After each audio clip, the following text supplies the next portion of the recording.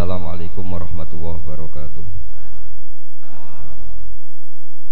Rabbi shrah li sadri wa yassir li amri wa hlul 'uqdatam min lisani yafqahu qawli. Allahumma shalli wa sallim wa barik ala sayyidina Muhammad wa ala alihi wa sahbihi wa barik wasallam asma'in. Nama ba'du.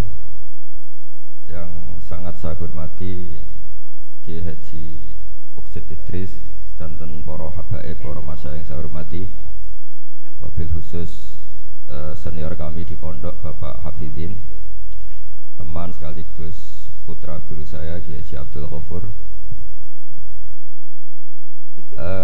Saya akan baca tentang bab mujaddid. Mujaddid itu adalah orang yang dipercayai atau yang dianggap paling sah, paling layak untuk bikin pola-pola solusi atau pola-pola metodologi dalam mengawal perjalanan Islam. Mbah Maimun, guru kita semua, ngarang kitab Al-Ulama Al-Mujaddidun, di antaranya menyebut sekian mujaddid.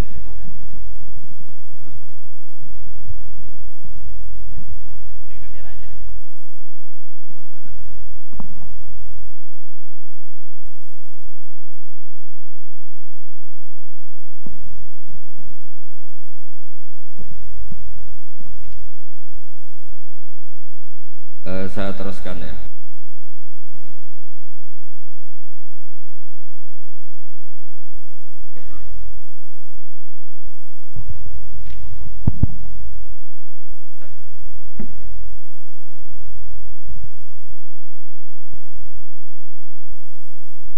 Ini kayaknya memang itu kurang jodoh ya.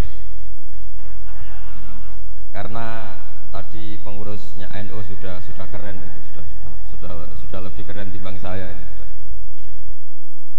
Begini ya, jadas mujaddid itu orang yang dipercaya atau disahkan untuk bikin pola-pola atau metodologi dalam Islam.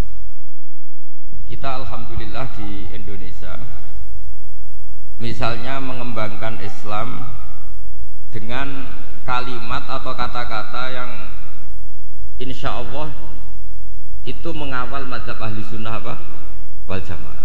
Misalnya contoh yang sering saya sebut, setiap dari kita itu selalu kalau baca sholawat, wassalatu wassalamu ala sayyidina Muhammadin wa ala alihi wa sahbihi ajmain. Dan untuk semua sahabat semuanya, kata semuanya adalah kalimatun fariqah, kalimatun fasilah, atau kaulun fasil, atau kaulun faslun.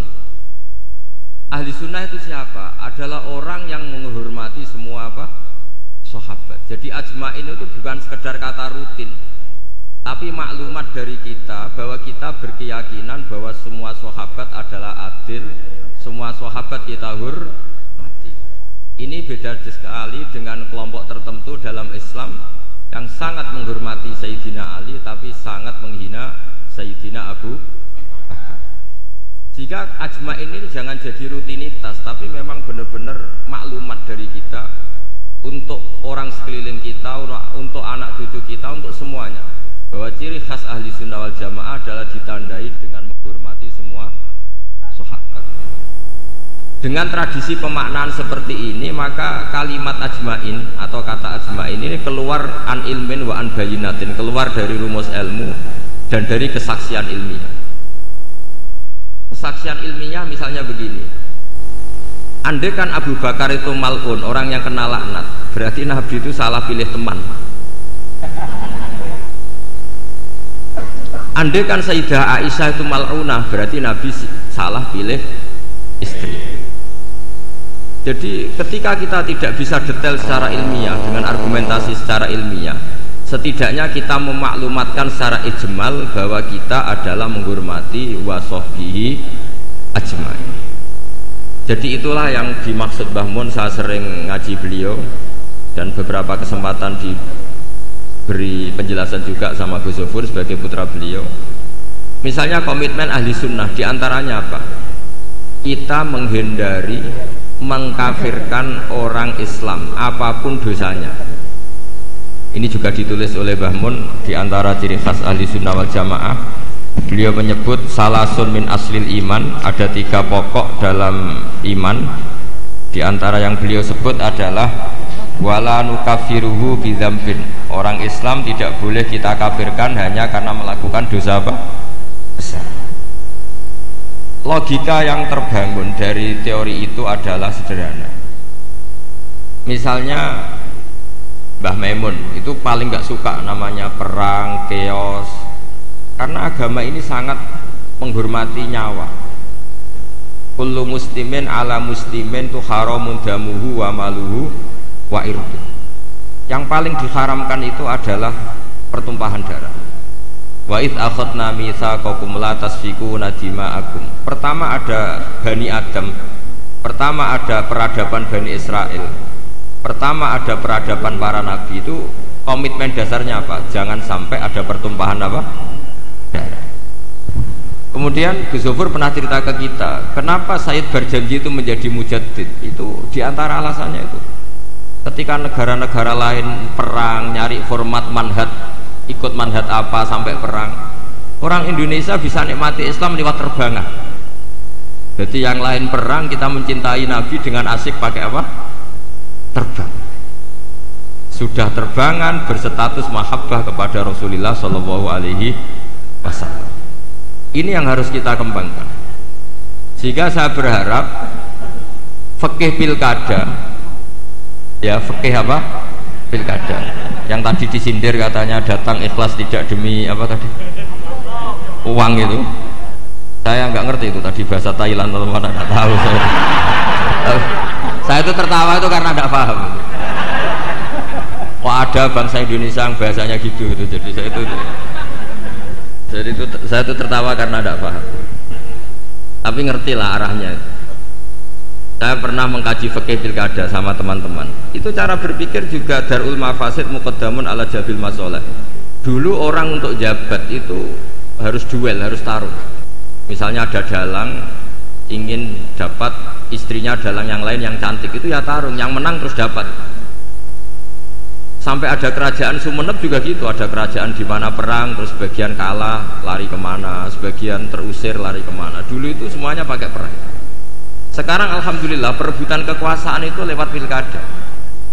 Apapun di situ ada bohongnya, ada nggak bener-benernya sedikit. Tapi setidaknya itu tidak dengan aturan pertumpahan apa? Darah. Ya saya yakin sih ada salahnya ya, tidak usah diumumkan juga tahu semua.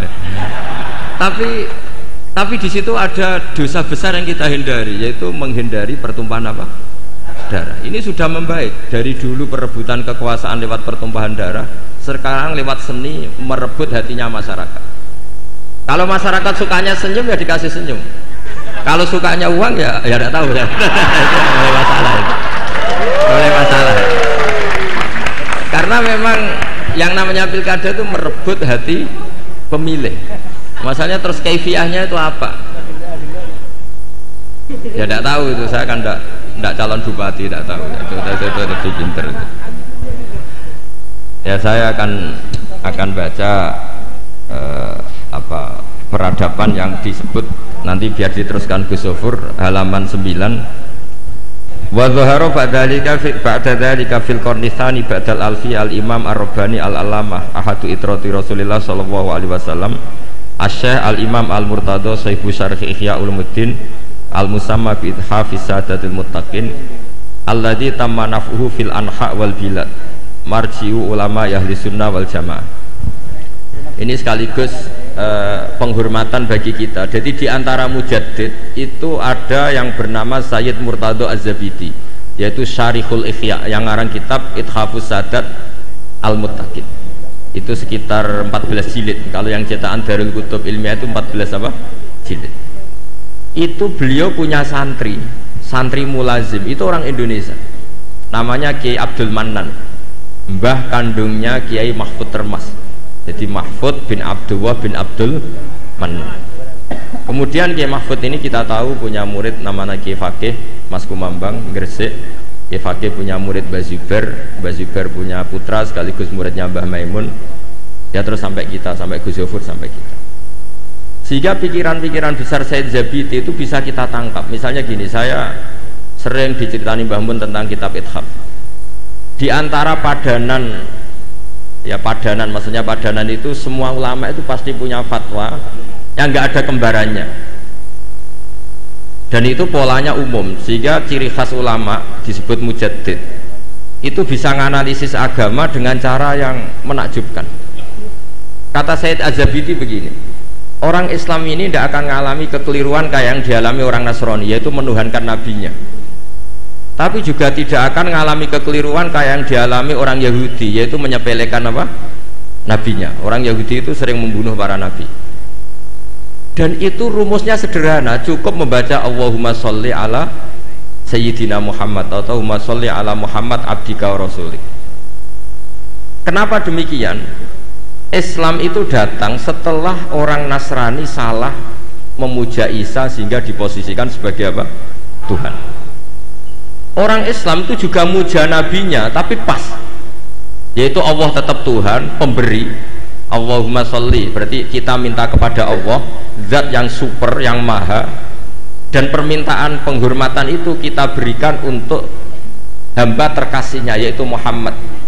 Maka kata Sayyid Zabidi, wa Muhammadun wa in ala qadru yahtaju ila rahmati wa fadlihi ta'ala. Apapun kelas tingginya seorang yang bernama Muhammad, tetap butuh sama rahmat dan fadlnya Allah Subhanahu wa ta'ala.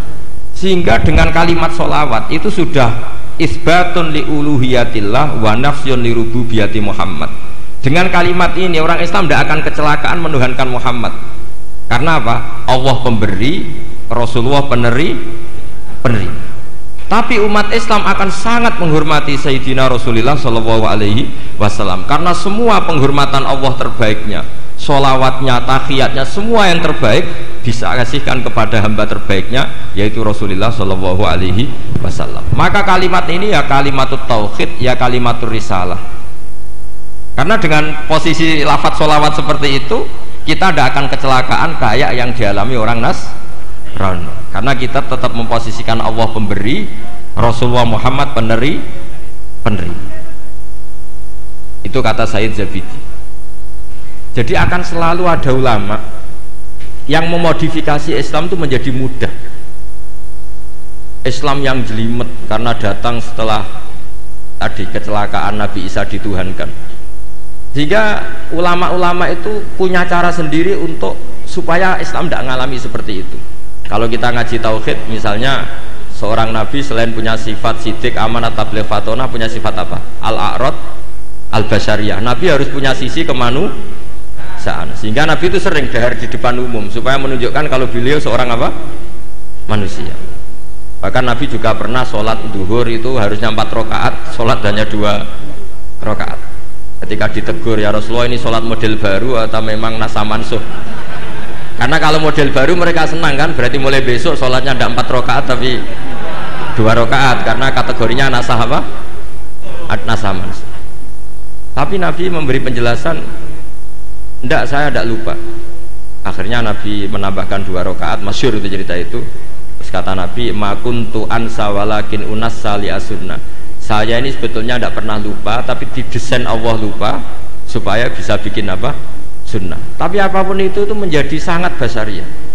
Saya ulang lagi, apapun itu sangat apa? Basyariah. Dan basyariah Nabi ini menguntungkan Islam, yaitu ciri khas Islam adalah menuhankan Allah saja, dan selainnya apapun hebatnya, meskipun seorang Rasulullah Muhammad tetap namanya abduhu wa rasuluh. Nah, hal-hal seperti ini terus kemudian dilakukan oleh Imam Ja'far Al-Barjanji secara mudah. Kita sholawatan, kita terbangan. Dengan cara seperti ini pula kita mahabbah Rasulullah semahabbah-mahabbahnya tanpa mendudukkan Rasulullah Muhammad sebagai Tuhan. Karena kita selalu meminta Allahumma, Allah, engkau, kita semua meminta kepada engkau supaya sholawat engkau berikan kepada kekasihmu. Berarti fawwahu wal mu'ti, Allah adalah pemberi, Nabi adalah benar. Maka terus statusnya jelas bahwa Allah adalah selalu Tuhan, Rasulullah adalah abduhu wa rasul. Sehingga terus kita baca subhanalladzi asra bi abdi. Sehingga kata para ulama, wasfiyatu Muhammad, wasfiyah terbaiknya adalah ketika disebut abduhu wa rasul. Karena tadi agama Islam itu datang setelah prahara atau setelah kecelakaan, setelah kesalahan seorang nabi di Tuhan. Tapi hebatnya ahli sunnah, hebatnya NU, hebatnya pesantren, menjelaskan ilmu seserius ini itu menjadi gampang. Karena ya daripada umat mikir jelimet, pokoknya kon maca apa? Sholawat, terus ora paham-paham sithik. Semua yang calon bupati maca sholawat ben dadi. Ya sebetulnya banyak yang nggak ikhlas juga, sudah itu nggak penting, sementing pokoknya natijahnya itu isbatun li uluhiyatillah wahdah dan isbatun li abdiyati Rasulillah Muhammad sallallahu alaihi wasallam, sehingga kita tidak mengalami apa yang dialami orang-orang Nasrani. Jadi di sini Mbah Mun menyebut wa awwalu man lazamahu min ulama Jawa Ki Abdul Mannan khina muqamihi bi Makkah al-Musyarrafah. Farwa anhu dzakal kitab. Warwa anhu ay an Kiai Abdul Mannan ibnuhu Kiai Abdullah. Tumarwa anhu ibnuhu Kiai Mahfud At-Turmusi atau At-Tarmasi. Farwa anhu Kiai Faqih Al-Maskumambangi. Warwa anhu tilmidhuhu walidi Kiai Zubair Tahlan. Tumarwaituhu anhu. Jadi kita sebagai bangsa Indonesia itu sangat mulia karena Ihya setelah dikarang sekitar tahun abad 5 Hijriah, karena Imam Ghazali lahir tahun 450 wafat 504, itu tidak ada yang bisa nyarai, nggak ada atau nggak berani, karena ini terkenal wali Imam Ghazali. Baru disarai itu 600 tahun kemudian oleh seorang sadat, seorang habib alim alama namanya Sayyid Murtado Az-Zabidi. Dan itu gedelalah di antara murid mulazimnya itu orang Indonesia namanya Syekh Abdul Mannan. Makanya saya masih ingat ceritanya Mbah Mun ketika Cordova guling, Andalusia guling. Saya masih ingat kalimatnya Mbah Mun, Allah gak terima nak wong sing maca tasbih iku berkurang. Itu terus digenti ning Demak Bintoro gitu. Artinya ketika Andalusia guling di Spanyol itu berbarengan dengan berdirinya kerajaan apa? Demak. Dan sekarang polanya kelihatan sama. Dulu ulama-ulama Andalusia itu hebat-hebat, bisa ada Ibnu Malik ngarang Alfiyah, ada Imam Qurtubi ngarang tafsir Qurtubi, ada Imam Syatibi yang mengarang qiraah apa? Sab. Indonesia juga tidak kalah kerennya. Siapa yang nggak tahu Syekh Nawawi Banten? Beliau mengarang kitab yang sangat menakjubkan, yaitu tafsir apa? Munir. Siapa yang nggak kenal Syekh Mahfud At-Turmusi? Ketika banyak orang yang nggak bisa mensarai kitabnya Imam Suyuti Alfiyatus Sirah, beliau punya sarahnya itu Manhajul Zawin Nadur. Dan paling masyhur sarah Muqaddimah Al-Hadramiyah juga milik beliau, yaitu An-Manhalul Amim atau yang terkenal dengan Hasyiah At-Turmusiyah. Itu juga eranya Mbah Zubair, karangannya banyak, Mbah Mun, Gus Zofur juga punya naskah, punya karangan. Jadi ketika Islam tidak di Mekah dan tidak berbahasa ibu bahasa Arab, ternyata melahirkan ulama-ulama top di Andalusia, yang setelah Andalusia kalah Allah mengganti ada di Indonesia. Masih ingat saya, jadi kata Mbah Mun, di antara syarafnya kita lah, mulianya kita adalah ketika Andalusia guling itu berbarengan dengan berdirinya masjid apa? Demak. Dan setelah saya angen-angen, pola-polanya hampir mirip, yaitu melahirkan banyak pengarang-pengarang kitab. Kita tahu Syekhona Khalil yang punya naskah, semua ulama top-top kita punya naskah. Nah soal nanti naskahnya hidup apa enggak, itu kriminalnya murid-muridnya, itu pasti. Loh betul itu, masyhur itu di kata Imam Syafi'i, al-Laits afqahu min Malik illa annahu daya'ahu ashabu. Imam Laits itu ulama top, sebetulnya secara fikih lebih alim ketimbang Imam Malik secara fikih. Illa annahu daya'ahu ashabu, tapi murid-muridnya yang sembrono. Loh, coba misalnya mbah kamu alim ngarang kitab, putune ra alim mesti dianggap jimat, tak jamin itu. Padahal itu bab istinja, tapi tetap dianggap jimat. Ya gara-gara tadi. Makanya saya berkomitmen sama Gus Zofur untuk terus baca kitabnya Mbah Mun, karena pasti murid top ndak itu terserah, apa guru top ndak itu terserah muridnya. Itu sudah jelas ya. Khalnya Mbah Zubair andai kan tidak punya putra Mbah Mun mungkin nggak serame itu. Orang tidak bahas Mbah Zubair lagi, andai kan tidak ada Mbah Mun. Andai kan Mbah Mun tidak punya murid-murid, punya utamanya putra-putranya, mungkin orang tidak bahas Mbah Mun lagi suatu saat. Makanya kata Imam Syafi'i ketika komentari Imam Les, al-Les afqahu min Malik illa annahu doya'ahu ashabu. Imam Les itu lebih fakih ketimbang Imam Malik. Imam Malik nasibnya baik, beliau punya murid top namanya Imam Syafi'i. Jika kitabnya Mudawwan, Imam Syafi'i punya murid Imam Buaiti, Mudawwan, Imam Muzani. Setelah itu ada Mukhtasarul Muzani. Setelah itu dimukhtasar lagi oleh imam setelahnya. Ada Imam Rafi'i, ada Imam Ghazali. Setelah itu terus mulai Imam Haroman, Imam Ghazali, terus Minhajut Thalibin, Imam Nawawi, terus sampai saya Zakaria Al-Ansari. Dulu namanya kitab setelah itu jadi Mukhtasarul Muzani, setelah itu jadi Nihayatul Matlab fi Dirayatil Madhab di karang Imam Haromen, setelah itu Imam Ghazali Al-Wasid wal Basid, setelah itu Imam Rafi'i, setelah itu Imam Nawawi, setelah itu terus Imam Nawawi menamakan kitabnya Minhajut Thalibin, saya Zakaria Al-Ansari mengarang namanya Manhajut Tulab. Ya sama, pola-polanya sama, tapi yang penting kitab ini tidak hilang. Saya sampai sekarang belum pernah tidak baca kitabnya Mbah Mun, mulai Mbah Mun Sugeng sampai sekarang di murid-murid saya, di muhibin saya, karena saya tidak ingin menjadi tersangka kayak anak buahnya Imam Nes. Ya saya kira demikian. Assalamualaikum warahmatullahi wabarakatuh.